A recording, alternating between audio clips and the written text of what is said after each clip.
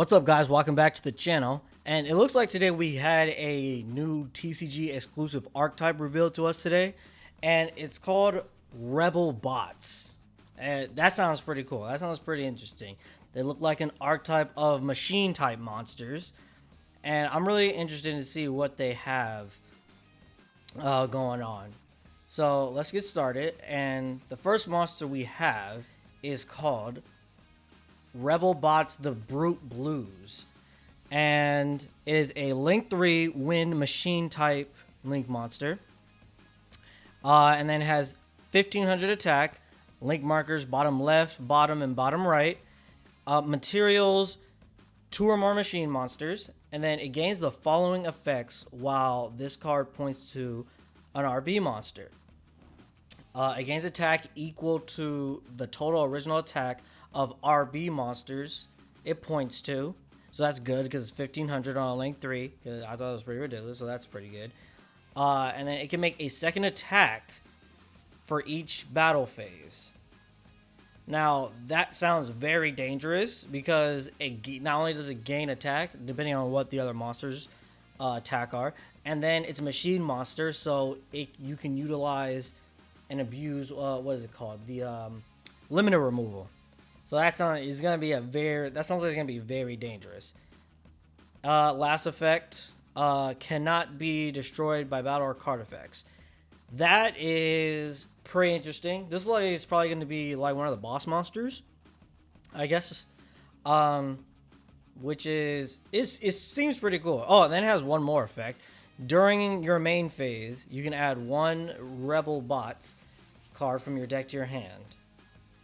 So this seems like the card that you really want to go into. It can't be destroyed. It can make attacks. It gains attack, and then it searches you cards. That is pretty freaking good. This archetype is already looking pretty promising. So let's move on to. Looks like we got 2 main deck monsters. We have Rebelbot GA10 Driller. It's a level 3 Earth machine monster with attack 5, def 5. And then if you control no face-up monsters, or the only face-up monsters you control are Rebelbots monsters, you can special summon this card from your hand. Alright, that sounds pretty good, pretty normal. During the main phase, if this card is linked to a Rebelbot's Link monster, quick effect, you can pay 500 life points and target 1 monster your opponent controls. Destroy both that monster and this card. So that's pretty interesting. That's pretty good removal, especially on a smaller monster like this. You know, this isn't necessarily unheard of, but it's pretty interesting that it can just summon itself, and then it's a quick effect, right? So let's move on to the next one. Looks like it's the same summoning mechanic, or though you summon it the same way from your hand. Both have the same first effects. And then when your opponent's spell or trap card or effect is activated, and this card is linked to a Rebelbot's Link monster, quick effect, you can pay 700 life points, destroy this card, and if you do, negate that effect. And if you do that, destroy that card. So again, very good removal, very good interruption on just like a regular main deck monster. So I guess the idea, I'm starting to look at what this deck's supposed to do. I guess somehow you just summon Brute Blues, and then you're supposed to have these guys under it, and then it gains the attack, the second attack, and then it can't be destroyed. And then you're supposed to keep these guys on the field as a form of interruption. I mean, that could be a big problem. I'm guessing like they have some way to summon themselves from the graveyard. Because if they're just off the field, you can just bait the interruptions and then just move on with your turn. Probably. That's what I'm guessing. And then we have RB Valken Rocket. So it's a level 5 fire effect monster with 1,000. Same first effect to special summon it. And then if this card is linked to Rebelbot's Link monster, so you can pay 1,000 life points, then target up to 2 cards your opponent controls, destroy them. Also, this card, if you do inflict 500 damage to your opponent for each card destroyed. So that's basically just like Driller, but I should say this isn't a quick effect. This is an ignition effect, which is that I guess that's balancing it out.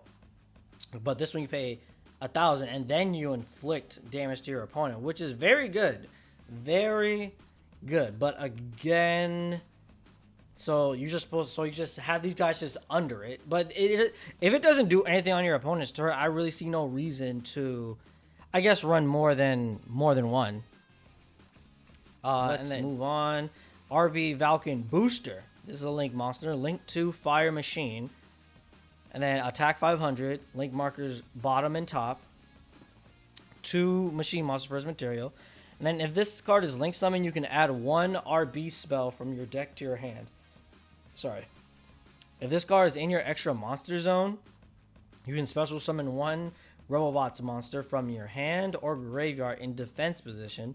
Then you can move this card you control to another of your main monster zones. Also, you cannot special summon monsters from the extra deck for the rest of this turn except machine monsters with 1,500 or less attack. So, that is incredible. That's all one effect. Or at least, no, it's 2 effects. So that's pretty, that makes sense. It can revive monsters. So it looks like you can special summon, or you can normal summon 1, special summon another, Link summon into Valken Booster, and then Valken Booster can revive one of those monsters, and then you can link those into blues, and then blues can search whatever card you're missing, and then you can special summon it, and you have all those effects live from blue, and then you have an interruption or some type of destruction, which is very good. I'm starting to see the gameplay of this deck. It's very interesting. This is like, it might be like a helmet type deck where, protect the castle, you just summon blues, and then pretty much ride off that for most of your game, and then you rely on hand traps and these guys as forms of interruption for your opponent, which is very interesting. Very interesting. This might be a fan favorite. And let me finish the rest. Okay, we have RB Funk Doc. This is a field spell card. We all know how broken those cards are. So when this card is activated, add 1 Rebelbots card from your deck to your hand, except Funk Doc. It'd be weird if the field spell didn't do that. Then each time a monster your opponent controls is destroyed by battle or card effect, gain 500 life points. So that's really good. That helps the life point debacle, obviously. As soon as you use like Driller, it's pretty much a no cost at all. And Valken, it's a little different, because you still lose 500 life points. But either way, still good. And then, if a face-up Rebelbots monster you control leaves the field by card effect, you can special summon 1 Rebelbots monster from your deck. And then you can only use this effective RB Funk once per turn, and then you can only activate 1 once per turn. So that actually is really good, because they destroy themselves, and that makes them float, which is pretty freaking crazy, which means you can keep the pressure on your opponent. But obviously, you can only use their interruptions once per turn, so you have to be careful in how you use them. Then we have this is the last card here. Rebelbots Stage Landing. Normal spell. Special summon 1 Rebelbots monster from your deck or extra deck with a different name than the card you control. So that just basically means you can just summon your Link monsters for free.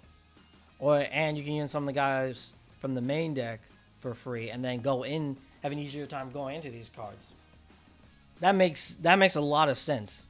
I'm not sure if that's going to hurt the revival for the Link monsters. I'm not sure if it really matters, since the booster seems to be the only one that can revive, but it can revive in defense mode anyway. So you can't summon the Link monsters either way. And for the last effect is if a Rebelbots monster you control would be destroyed by battle or card effect, you can banish this card from your graveyard instead.